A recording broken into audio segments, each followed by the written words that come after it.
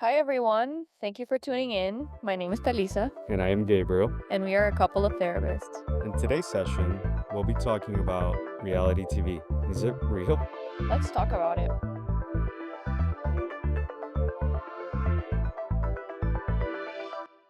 All right, so reality TV.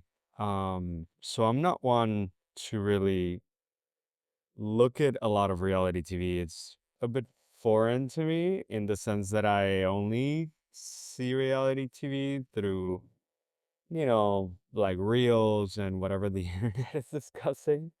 But I've never been one to really tune in to like sitting and actually like consciously and like with purposing, I'm gonna watch a reality TV. And I think the one that I know, which is for me the most popular, and I guess we'll give our opinions in a bit here, but it's just keeping up with the Kardashians, Right. which I think that was right. It was supposed to be reality TV. Yeah, reality TV, according to Google, is a type of television programming that aims to show how ordinary people behave in everyday life or in situations often created by the program makers, which are intended to represent everyday life. So, this is supposed to be unscripted, real life situations, much like you and I, much like anyone in the real world, just documenting their lives, basically. So Yeah. that's what makes it reality TV. So in theory, okay, so well, not in theory, I guess by definition, reality TV is supposed to be a genuine and truthful depiction of whoever we're filming, Right. like their day to day, everything should be real, uncut, unedited.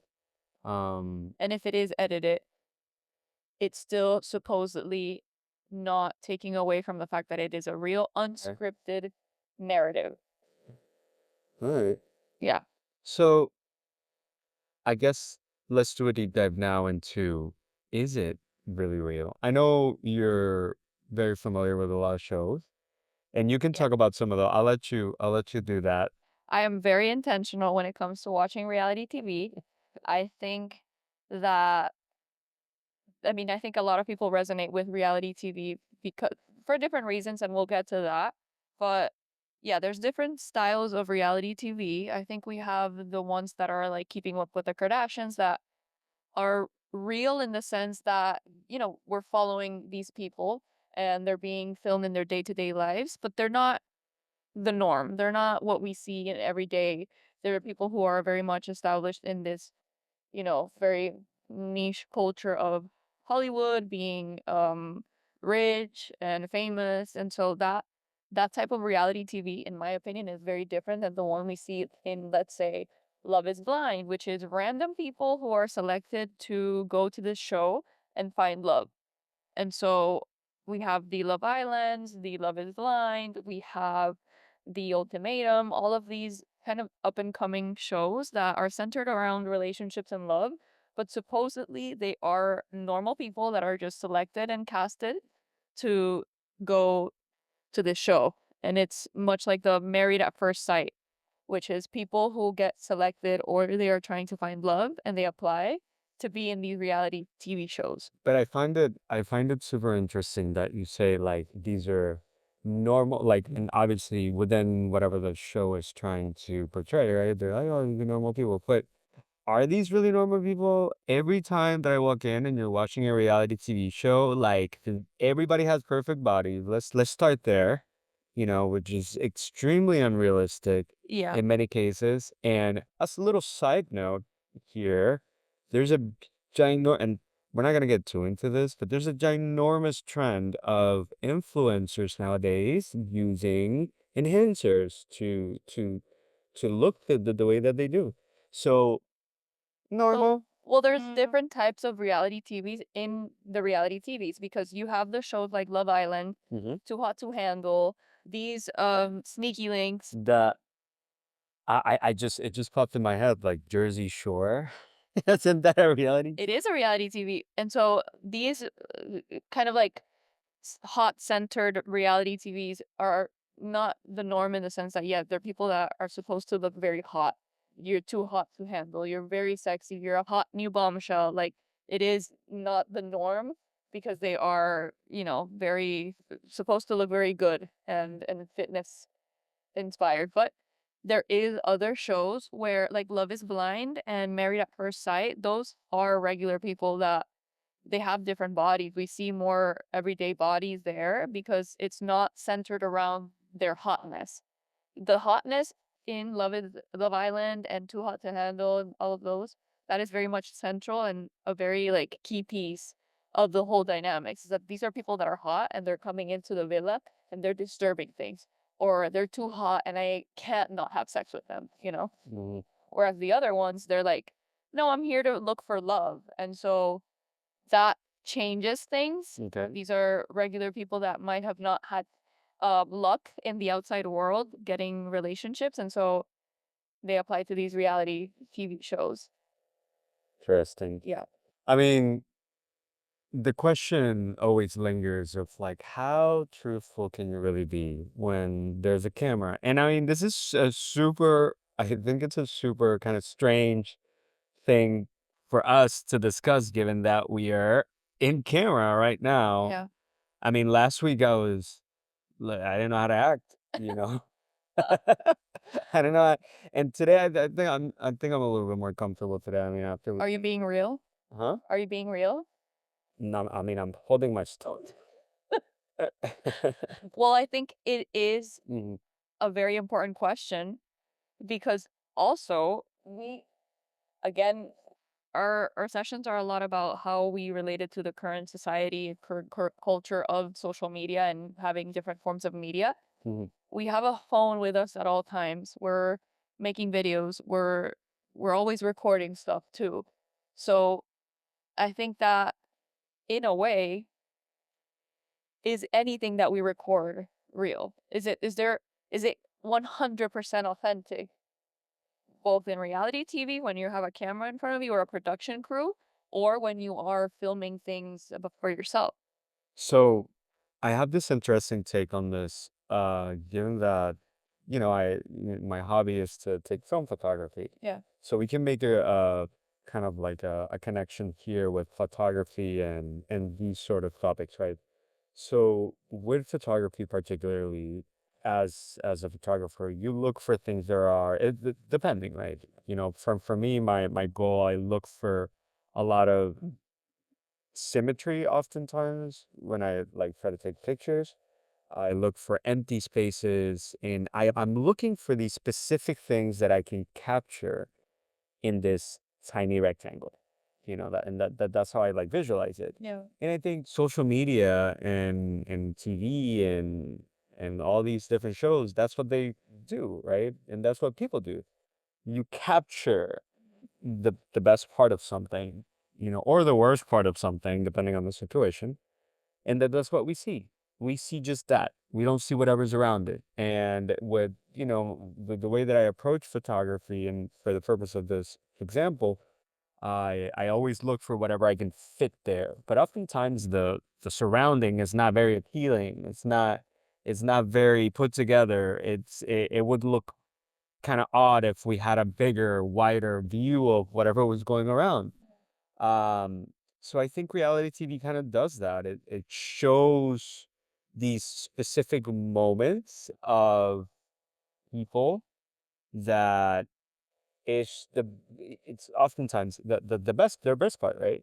And Right. these shows with the perfect bodies, like the bodies, but who is this person outside of themselves? Or the best moments for TV. We know Mhm. that as these shows have become more prevalent and more um what's the word, like famous, I mean More popular. more popular, that they have more seasons, and so there is an expectation already set for new people who might be coming in, is that you already know how it works. You already know the popularity, how it's going to be in general, like received. And so there is an underlying tone of maybe production wants it to be a certain level of dramatic, a certain level of, problematic. And so how you describe what we're fitting in that little rectangle, Mhm. then yeah, it might be that production and the people who make the shows and even the contestants at some point, we're trying to stay in that rectangle because of what we already know about these shows. And then also, I mean, it's multi-layered if you think about it, as these shows gain a lot of popularity through social media, and these individuals gain a lot of popularity through social media. They understand that they're catering to their fans. So you know that like all these things are kind of happening in their head. Like, I'm popular now. Whatever I do is gonna get more likes or it's gonna get more attention. And I need people backing me up. And it's almost like the food to feed this person, to act a certain way or to do certain things, to say certain things. And I think it becomes to a point where it no longer is reality TV. It is staged. It's a movie. The drama. It's fake. You know, with Love Island, I just started watching it. It's very popular, but I just got into it in Love Island USA. And it started in the UK and it's super popular there too, but USA has 7 seasons or 6, 7. And so I just started watching it, but I saw that a lot of the people, the contestants in Love Island, they went to this villa. They're secluded. They do not have their phones. They don't have access to clocks. They don't have access to anything of the outside world. Oh, I didn't know that. Yeah, they're very much secluded and isolated, and all they do is be with each other and these like production crews and stuff. And so I saw that a lot of them, they had someone appointed to monitor and manage their social media. As in, we have someone who is like, I give you access to my Instagram account and you're posting stuff on behalf of me and like interacting with America. Because for Love Island specifically, how it works is that you're there to connect with other people and form connections, Okay. and America votes also to see who they want you with, what couples they want more. Yeah, it's very much a involved thing with America. And does it, I mean, I'm familiar with the show Yeah. given that I've been hearing about it And I've been telling you. yeah, and then you've been telling me, but so when you say American votes, like, do you think a lot of the compatibility aspect of the show has a lot to do with what the people want or what they want? Do you think there were some alignments in voting in what actually happened? What do you mean?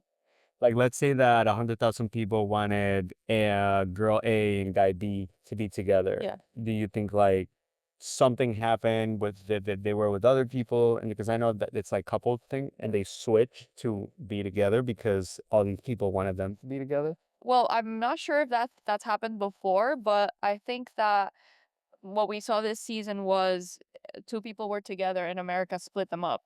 And that caused like a lot of drama. Like they voted like we don't want this two together. Yeah, they voted for the guy to couple up with someone else. Did he couple with someone? Yeah, and it caused like huge drama. So, But okay. but because once America votes, you have to do it. There's no choice. Like if America votes you to recouple, you have to do it. And then eventually America votes for who the final, there's four final couples and America votes for their favorite. And they win the money. But Hmm. what was I saying about the I think it was about the fact that It's not real anymore. It loses the authenticity of how people are reacting to these supposedly real life scenarios. so people are already in doing the show Okay. and thinking about how is America gonna perceive me? How is the people back home? Also, like, what a concept. What a concept, right? Yeah, let's. Like, what? So, you have how many people initiate? Well, there's a lot. Let's just say like 12 or something. 12, right? 6 and 6. 6 and 6. Okay, got Yeah. it. So, you got these 12 people that are on this secluded space, which you don't know where it is. Fiji, a villa in Fiji. Okay, wherever it is.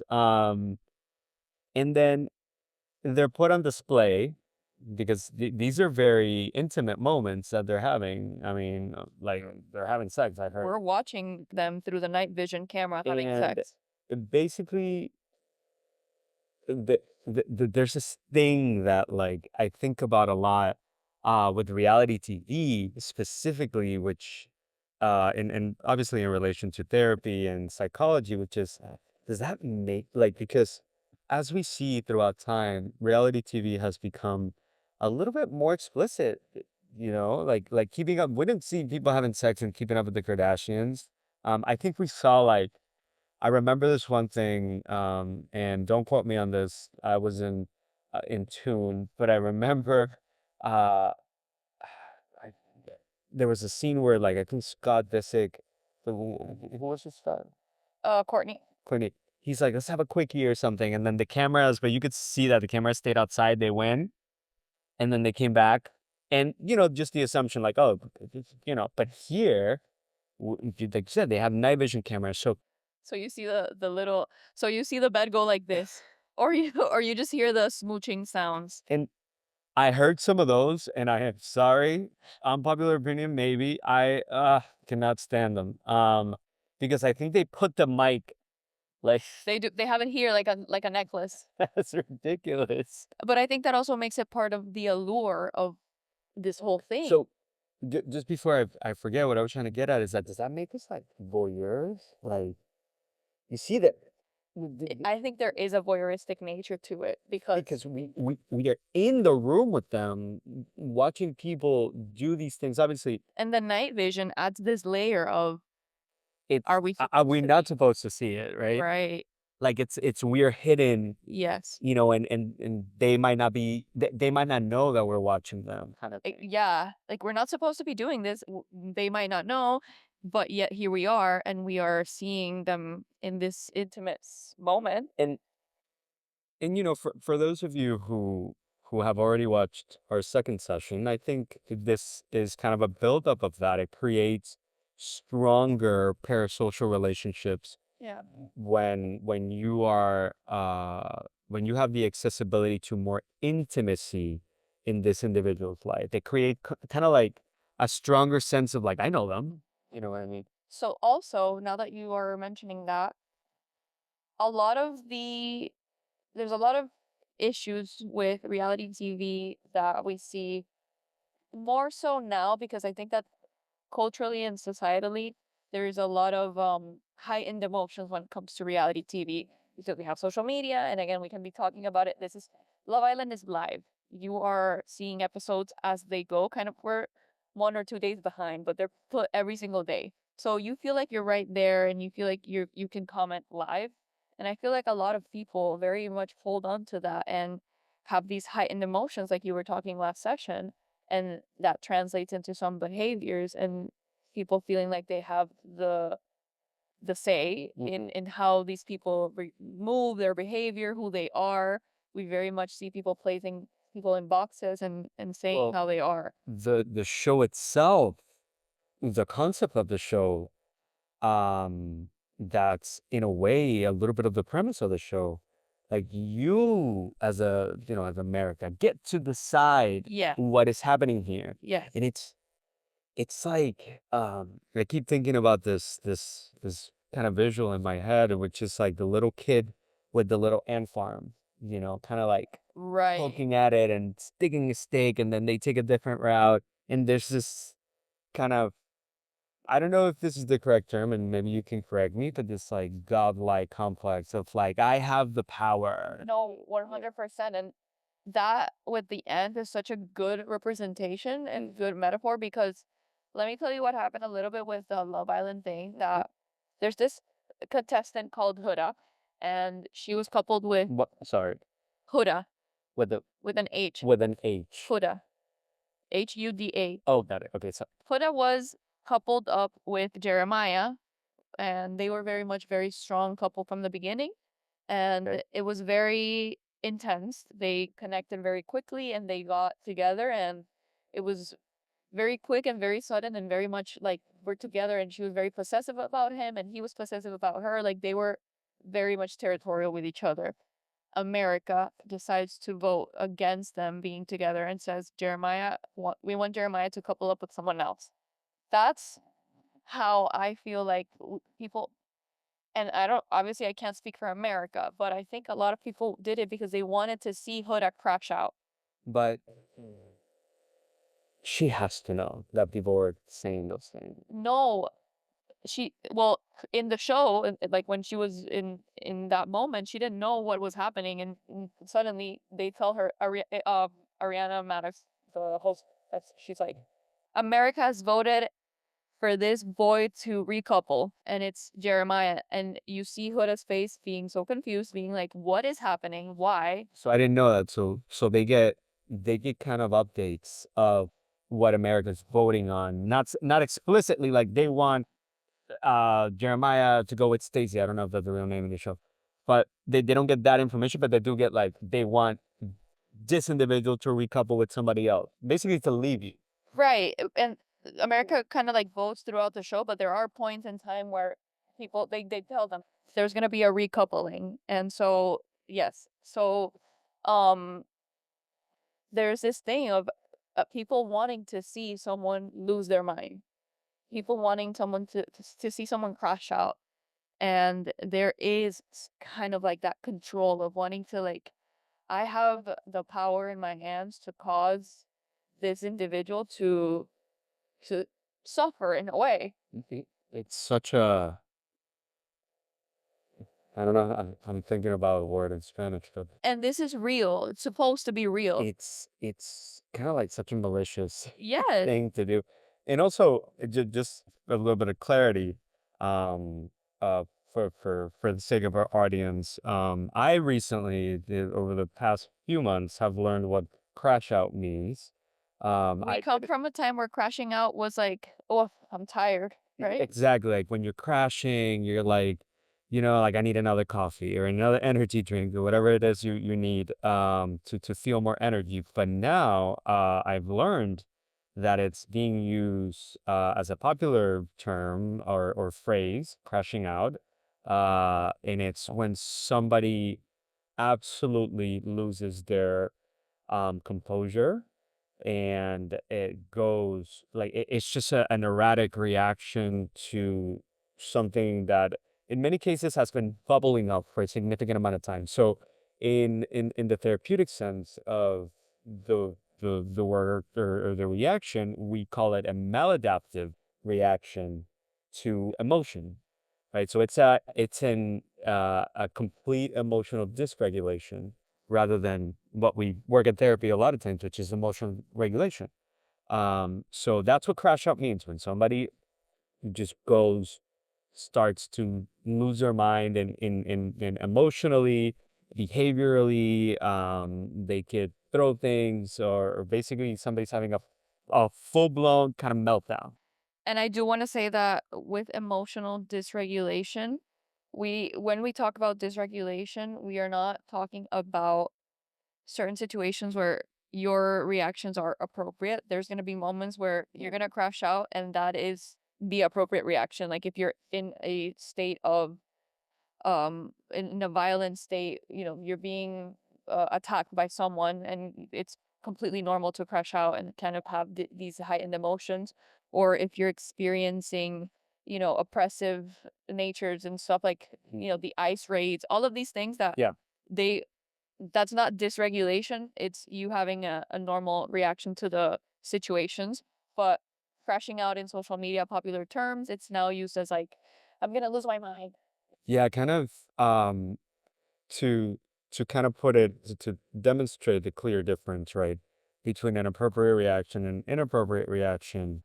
Because I guess to kind of to reinforce the point where, when I'm explaining it in this way, not trying to invalidate anybody's feelings in any sort of way. However, in now in social media, the way that people are like, kind of using this term is when it's the what's that saying, the last drop that spilled the cup. The water. Yeah, What?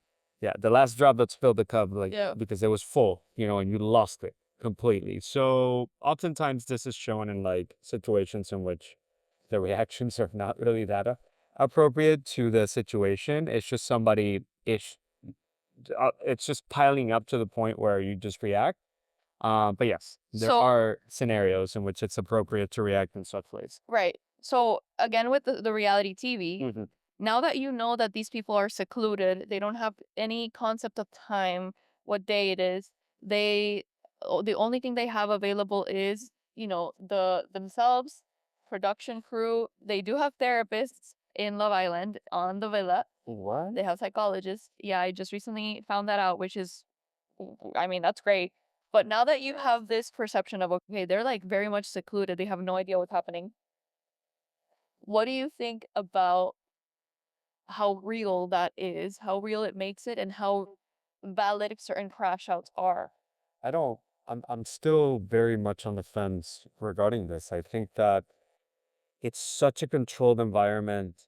It's so prompted, and maybe some unsubtle ways for them to realize that it's being prompted, but like behavior is being manipulated Yeah. here. I mean, if you have America voting, right, and you're having, you're having this host say, like, oh, we need this person to recouple. You are prompting a reaction there, especially with what was her name? Hoda.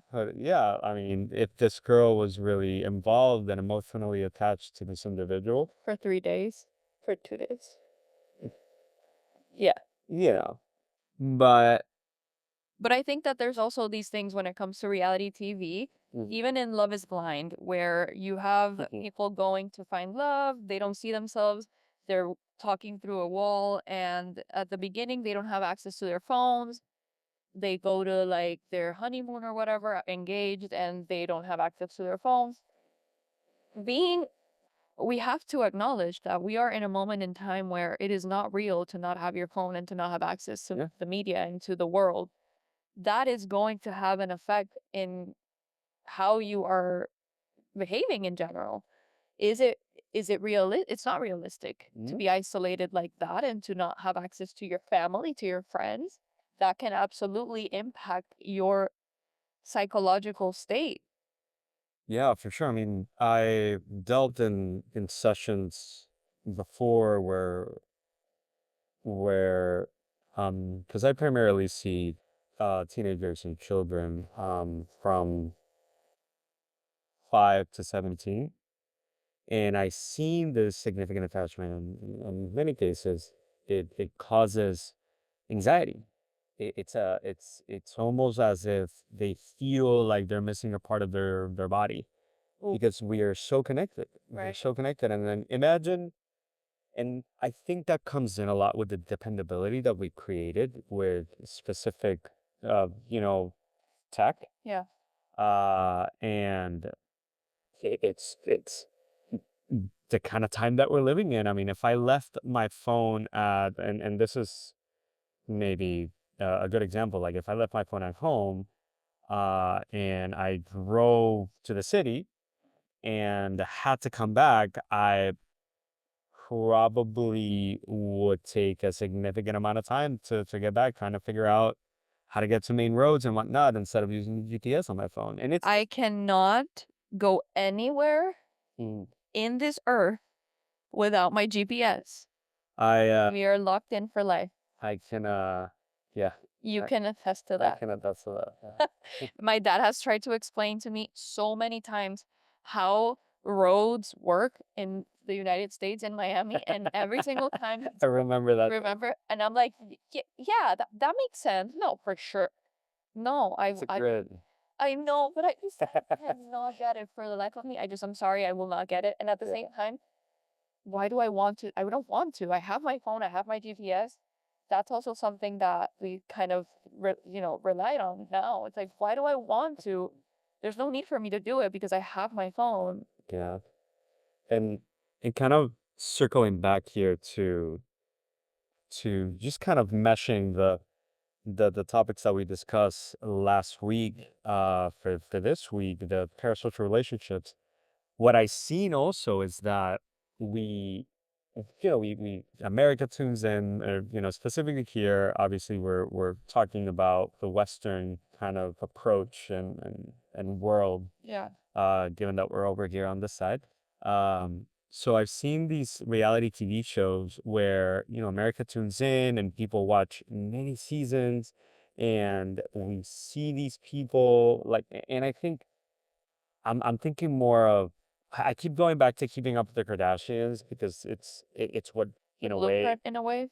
is what. The blueprint. Yeah, and it made these individuals so popular across, and the question is, like Right. we put so much value on these individuals, so I keep getting back, I keep going back to that voyeurism thing, that it's I'm not, I don't want to look at it from the perspective of like, what are they doing, Love Island or Love and Blind, or all these, the Keeping Up the Good. It's not what they're doing. It's how and why.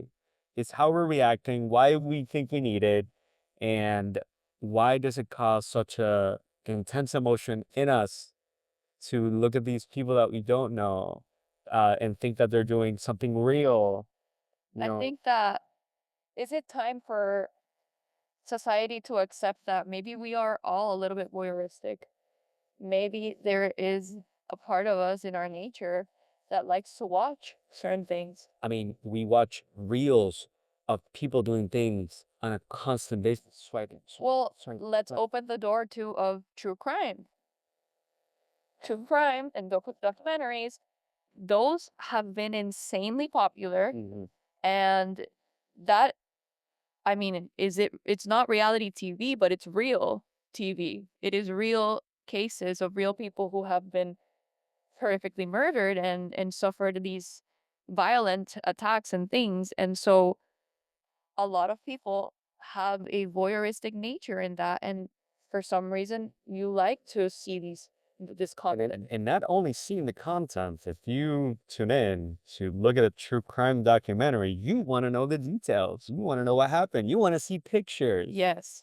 You, And I remember there was a time when I was in college Mhm. and I would there's a podcast called Sword and Scale, and it's about true crime, and it's very yeah, it's explicit. And so I would literally walk to classes back, going and coming back. Every day that I was walking, I was listening to Sword and Scale, walking as a woman alone in campus, sometimes at night. I'm assuming that there must be some psychological thing that we don't know about as to why a lot of women tune into true crime. But I can definitely tell you it made me paranoid and it made me very depressed and anxious. And I had to stop listening because it was not good for me. It was not beneficial for me. It was not doing any good. And it was only making me more paranoid, more hopeless about society and the world. And so obviously these are very different than the reality TV that is very lighthearted and it's very much you can have it as background, which I also think it helps. And a lot of people tune in because of that, because we just want to have it in the background, not think. We don't want to think. Like you said last session, we work so much. Can we just get some type of break and not have to think? You sometimes after work, you're like, I don't want to watch a movie where I have to put my brain and, think about stuff. I just want to just chill. Yeah, especially as an individual who appreciates, movies, and Yeah. I get really into it. It requires, a certain level of thought process and analyzing, and Yeah. you have to really be present to truly enjoy it. So I guess reality TV, if we're going to kind of see what need it's currently satisfying, is the need of Not thinking. and not thinking, the need of like, it's I wonder if this is the correct question, but is it the need of like the life that I would want rather than this one, or or just the fantasy of it? There's a couple of things. Hmm. Could it be that we are all a little bit voyeuristic in nature? Okay. Could it be that we're so burnt out and saturated that we need to have a break and not think?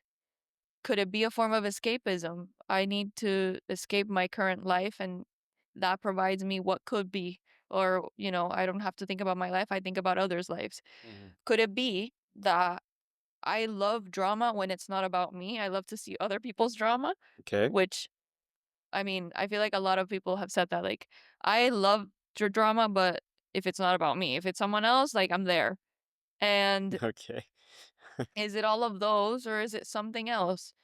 Is it fulfilling some other need that we as humans have now in this current society? That has it's a modern need.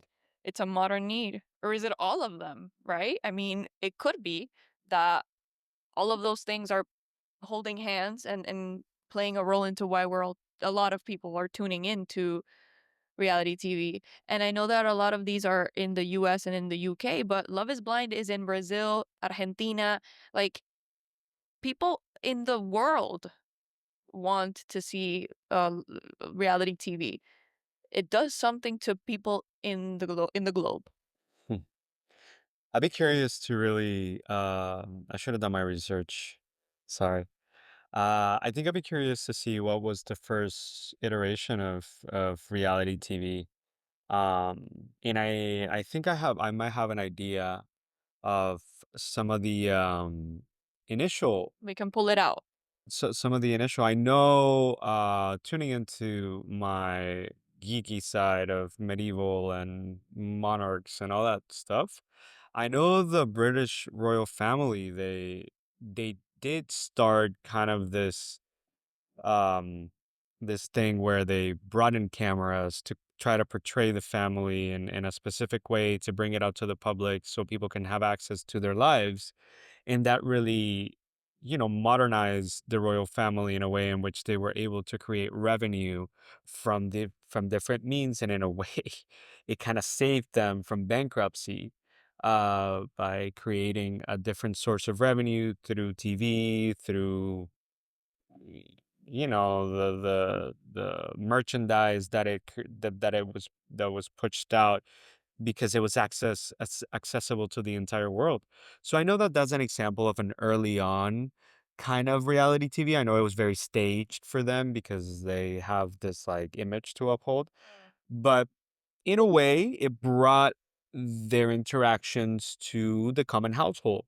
So what did you So, according to Britannica, we'll have these in the bio too, so you can check it out. The hidden camera show Candid Camera, identified as the first TV reality show, premiered on the ABC network in 1948 with the title Candid Microphone, reflecting the show's roots as a radio program. And it filmed unsuspecting people reacting to elaborate practical jokes, such as a telephone booth that levitates during a call. So, kind of like that. And then there was another TV show from 1956 to 64, Queen for a Day. Women competing for prizes, trying to sell the most compelling hard luck stories about their lives. The Dating Game, Okay. in which a contestant asks questions of three prospective dating partners. That's from 1965 to Wasn't 86. that the one with the movie? I think so. Yeah, Where the guy was like a serial killer, I think. I think so. Yeah. Interesting. So, yeah, and then um An American Family, about the everyday life of the Louds, an upper middle class family in California. Then we had Cops. Yeah, and then we had The Real World of MTV and Survivor, all of these, like, really popular So shows. it's really interesting with reality TV because there's these different, it's still reality TV, but there's so many genres Right. of reality TV that it's extremely I think Obviously, I'm sorry, like, I genuinely mostly watch the relationship. yes. So I one that I used to watch was The Deadliest Catch. Was supposed to be I think that was supposed to be a reality TV where these men, I think it was in Alaska, I don't know where it was, but they would go out in the season of the year in which king crab Oh, was was able to, that's one of the deadliest, jobs. yeah, and they filmed in these different boats, the Deadliest Catch show, and they were basically like interacting in the boat. There was a lot of competition between boats and their areas in which they would fish, and some people fall off board. But the crews, like this, I think it was Discovery Channel, they would go out and they will film these things, and then those became there's one called Gold Rush. There's another one called like Ice Truckers or something, and it would portray these people doing these jobs in these crazy conditions. And you would tune into that. You would tune into like the oh, he fell off the boat, and that's an example of the like the in a way the voyeurism of like seeing these things happen, and Yeah. they're pictured as reality TV. Now then we get Survivor, then we get Naked and Afraid, Right. Bear Grylls. I think Bear Grylls was a really interesting one, and I want to take a little quick pause here to talk about it, because there was this thing that came out where people would tune in to watch Bear Grylls do these crazy things, which basically is he would just get dropped off in a remote part of the world and had to survive, and he would teach you survivor skills and all these different things. As I think he was British British Air Force or something like that. And he would just get dropped off, like he would parachute off somewhere and then have to figure it out. But then we come to realize a lot later, because he was being followed by a camera. Obviously, he wasn't carrying the camera, like Naked and Right. Afraid, that I think they have to hold the camera and put the cameras in. Yeah. Um, the whole time we came to realize that it was exposed that he would eat like the whatever he would maggots and stuff to survive, but in the outside of it he had an entire medical crew present. He had an entire like meal prep for him. He had I think he had scouters to ensure that the routes he was taking weren't deadly. Hmm. um So it wasn't it was 100% authentic. no, it wasn't. It was all planned and coordinated to be portrayed as like this very difficult thing, but he was being assisted. Like it was never so it removed a lot of the excitement from it. I The show is cool still, but it removed a lot of the excitement from it, because then now it's like man versus wild. Like it wasn't any longer, kind of authentic. There's something about the fact that things are real that ticks at us humans, and I think it might be the things we've talked about, or can this happen to me, or this has happened, and so we have that curious nature. When we see movies and it says based on true stories, immediately I'm sat like I want to see it. And I think it in found footage horror films too, we see it where it's, and I used to think that these found footage movies were real because of the way it was, the The camera work and all of that, and it adds that lens of curiosity and kind of that cynical thing that a lot of humans, we have a little bit of that, and it's the voyeuristic of it all. We're watching this happened, and there's that curiosity, and I think that maybe throughout time we have maybe become desensitized and a little too removed, and we only have this, we're only watching, we're only like that. and also I in last session we did talk a little bit about some of the extremes, right? So I think it'd be interesting to explore that here as well. When what is the extreme of reality TV? Like when whatever you're watching doesn't satisfy you, and I think this can be kind of the scary part of the internet, that the internet does have real footage of very disturbing things that have occurred, and some people Yeah. search for those things. They want to see these extremely disturbing situations or acts, and it there's kind of a thing for everybody, Yeah. to be fulfilled and within the bounds of the internet. And I think that's can become very problematic, because in a way, and this is more of an opinion thing, we have been pushing, the boundaries of what we can show, what we're saying, Yeah. and And I think a show that really portrays this is, I think, Squid Games, where it's a game for money, but people are dying, or that, you know, and I think that there might be a time, or Hunger Games, for example. Yeah. We've explored these extreme versions of what would it be like, and I think that we've been there before. The Romans did it. And what sort of reality TV is going to be next? Right. And I think that there's also subtle ways that this need to have these types of reality TVs where we have certain personalities Mm. that we know they're going to make for good TV because they're going to be dramatic or they're going to be a certain type of personality, whatever. We have seen, and I again will link some videos so that you can see some of them. There have been a lot of abusive people in reality TV that people have come out and said, this person was abusive, this person there in Argentina, in Love is Blind Argentina, there is a case where one of the contestants, they got married and the girl came out saying that the guy almost killed her Oh my goodness. and that I think she's suing Love is Blind. I'm not entirely sure. I didn't finish the video, but I will link it so that you see it. But we have seen these subtle ways in how do we're pushing boundaries in different ways, and I think that maybe it's in those subtle ways that productions and these like crew members, they seek out these types of people because they know that they're going to be a certain way. They make for good TV. Maybe we don't screen people enough, and then we have these situations and they're very dangerous. Yeah, I mean, I think that's the other side of the coin here with reality TV, that despite many things about reality TV not being real, what we're seeing is a real person Yeah, on that screen.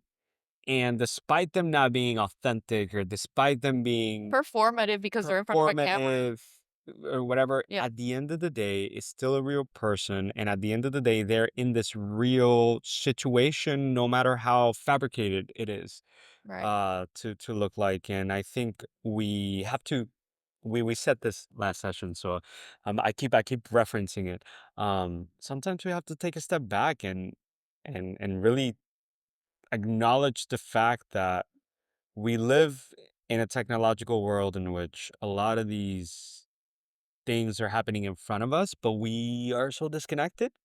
So I think sometimes it's important to take a step back and really analyze specific situations, especially when we're seeing them on TV, because oftentimes they are fabricated. But again, these are very real people. Yeah. And these are people who have emotions, people who can get hurt, physically, emotionally. So, especially with these shows in which America votes, we just think it as a kind of an innocent thing, like, oh, because I like these two together, and we might think it as a very interesting and an inclusive way to interact with the show.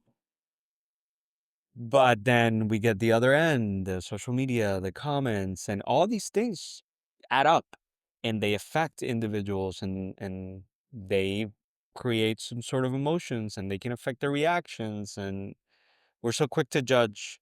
And going back to what we were talking about originally, which is the small little rectangle, that's what we see. I think you told me last time that somebody from the show, people were upset because she made a reference of some sort, and people called ICE on their Yeah. family.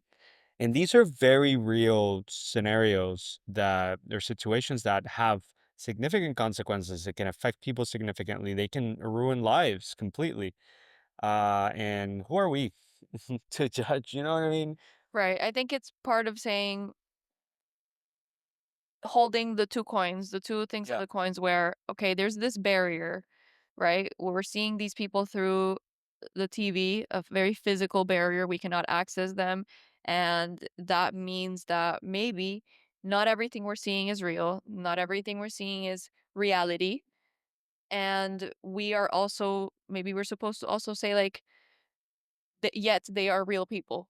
You know, not everything we're seeing is real, but they're real people and they have feelings. And how can we be conscious about being, again, conscious consumers, just like really understanding that it is completely okay to get involved with reality TV. I think, again, there's a lot of benefits of it. I think it teaches us a lot of, how certain communicate. It teaches us about communication. It has this level of empathy. We can tune out of our, stressful lives. It can be relaxing. It can be a lot of things, and I think it's a really great form of media.